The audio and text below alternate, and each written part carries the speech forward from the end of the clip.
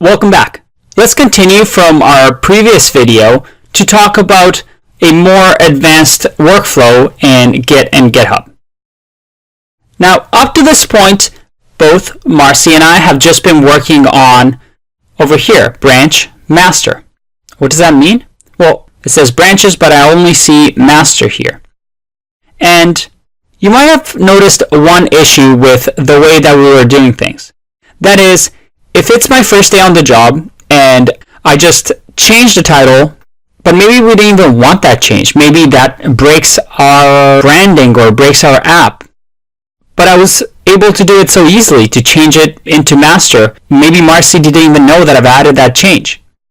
And that's a big problem, right? You don't want to put things into what we call production, into what the user sees, if it's going to break our website. If you're a big company like Facebook, that could mean millions of dollars in lost revenue, even if you have a bug that lasts a few hours. So I'm going to show you a more realistic workflow that you'll have, and that is with branching. Let me show you what I mean. I have over here a visual of what Git is really good at. Up until now, we've been working on what we call master. That is the master branch. Think of the master branch as the authority. This is the right way that our app or our website should look. And up until now, when I added the cool background title, well, I went from background generator to cool generator. And then when Marcy changed it to capitalized letters, then we went to here.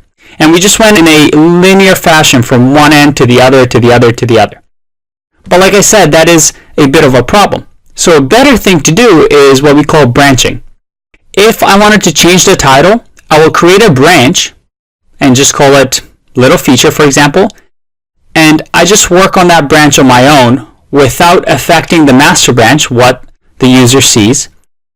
And only when it's finished, when Marcy has reviewed it, when we have tested it and everybody on the team's okay, then we bring it back into master.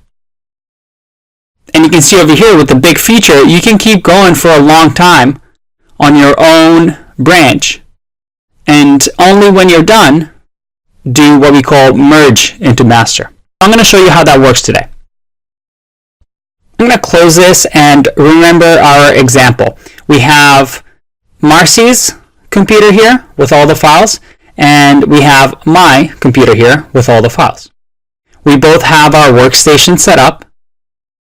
And now you see what master in my terminal means. And I'll show you in the notes afterwards how you can have this set up so it tells you what branch you're on. But we can see that we're both on master. That's my computer. And Marcy's computer is also on master. We want to make sure that we're both up to date with the latest GitHub. So Marcy's going to do git pull, and I'm also going to do git pull. And let's say that I'm now working on a new feature. And because it's a better workflow not to work on master, and this is a good tip generally, don't work on master, always branch off. If I do git branch, it'll show me that, well, I only have one branch, and that is master. But we can add to it. We can say git branch new or little feature. And now if I do git branch, I see that I have little feature, but master is highlighted because I'm currently on master. So the way I would go to the little feature branch, I'll say git checkout little feature. And there you go, switch to branch little feature. And now I'm on little feature branch. So what I've done is I've branched off of master and now created little feature. Let's create a bit of a change. I'm going to say in the little feature, we're going to change the current CSS background title to say, this is the background. I'm going to save here. And again, I do my simple workflow that we did in the last video. Git status. I see that, yep, we have the index.html change. Going to clear so we can see. So now that we've made this change, let's do git add And again, just git status to make sure everything went through. Yeah, we're ready to commit index.html. So we'll do git commit. Message will be changing text. Perfect. Let's clear that. And now, again, in order to let GitHub know all of the changes, we need to do git push. So we'll do git push. All right. Let's go to GitHub and see what happened. We see that now we have this yellow bar that just showed up and says you recently pushed branches. So if I click on this green button here, compare pull request, it shows me what changes I have, which is I've changed the title. And here I can let Marcy know, saying, Marcy, I've changed the text. What do you think?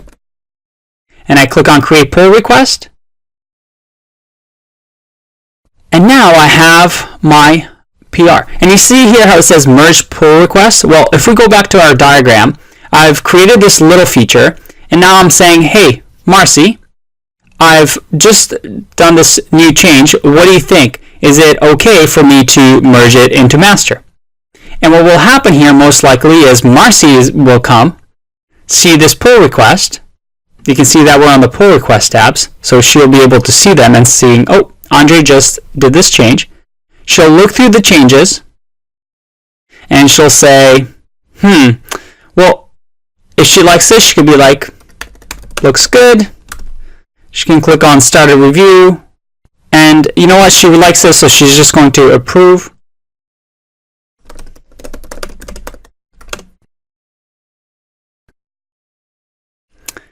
Now, Marcy or myself, usually you don't want to merge your own pull request, somebody on the team does it, can now just say merge pull request, confirm merge, and there you go. Some teams like deleting the branch afterwards, so you can just click delete here. If I go back to the code, well, I don't have the branches anymore because I just deleted it. But in my master, if I go to index.html, I see this is the background. So now Marcy can go to her project and say git pull. And again, she has the latest update. Now let's talk about some conflicts that can arise. Now let's say Marcy wants to change something, and I also change the same thing, and we get a merge conflict. Let's see what happens. So let's say Marcy wants to create a new feature, saying, we'll call this one big feature, and she'll say git checkout or git branch big feature. She'll say git checkout big feature. And if I do git branch, we see that, yep, there's a new branch here. Let's clear that. And she'll say here that she wants to change this back to background color or background generator because all the users are complaining that the title changed and they like the old title. So she's changed that. She has done the git add, git commit, reverting back to old title. Perfect. And then she's going to do git push. Oh, let's clear that first actually. And we do git push. The first time you get this, you might get this error saying that there's no upstream. You just copy the code that they give you here. Perfect. Now if I go back to background generator, I see the big feature pull request over here. And just to show you that you can have multiple commits, let's say Marcy decides to, oh, this is me. Marcy decides to add an exclamation point here. She can just say again, she saves this. Let's clear. She'll say git add, git commit. You do this a lot, so you'll get really, really good at Git after working in the company for a while. And she'll say added exclamation. Oops. That's not what I wanted to do. Git commit,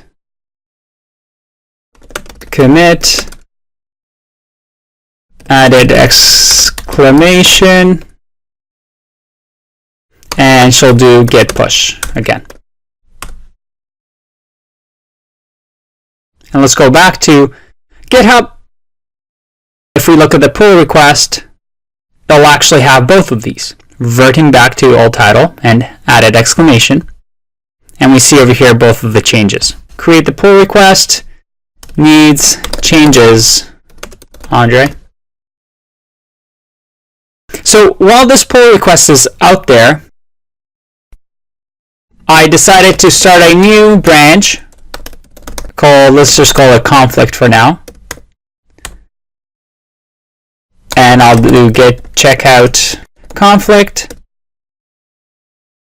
And now in the conflict branch, I decide to change this to just completely remove the cool generator. I save that. Again, I check my status and index.html file has been changed.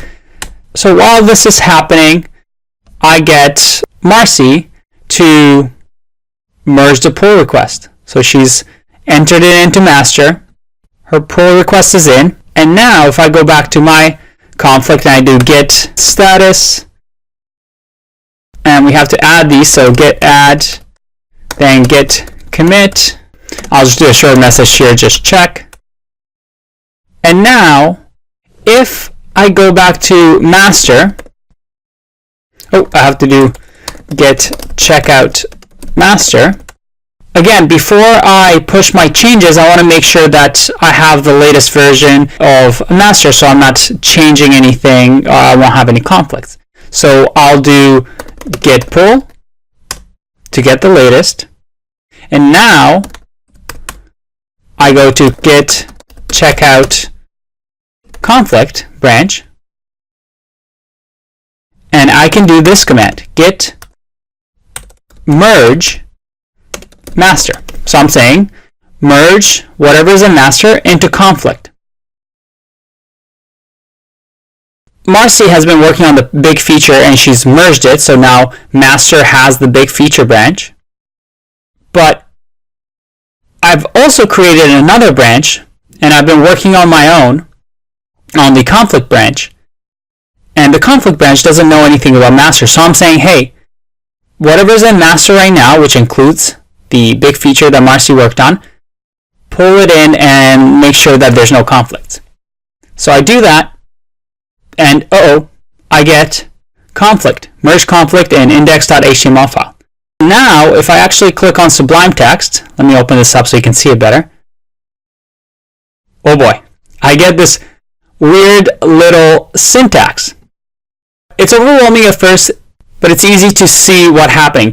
Head is where my branch is at, and it shows me that here to the end, I don't have the H1 anymore, but in the master branch, we have background generator. Now I can talk to Marcy and say, hey Marcy, do you want to keep the background generator title? And she'll say, yes, that was the right thing to do. Don't change the background. Well, in that case, I just remove these lines and remove this and save now. If I do git status now, okay, we have the modified status here. Let me just make this smaller again so you can see. So let me clear this. What we do now is we have to do git add, again, because we made those changes. And we have to do git commit, fixing merge issue. And I forgot the M. Let's try that again. M, conflict, fixing merge issue. Let's clear here and do git status. Nothing to commit, working tree clean. And if I do git push, well, again, I get this error, but I want to show you this time around. If I do git push origin conflict, it now works. Let's go back to GitHub. see what sort of things we have. We have the conflict branch. And if we look at the conflict branch now, well, there's nothing changed because, well, I just reverted all my changes, so it's completely empty. There's no changes now, so Marcy will be like, hey, did you mean to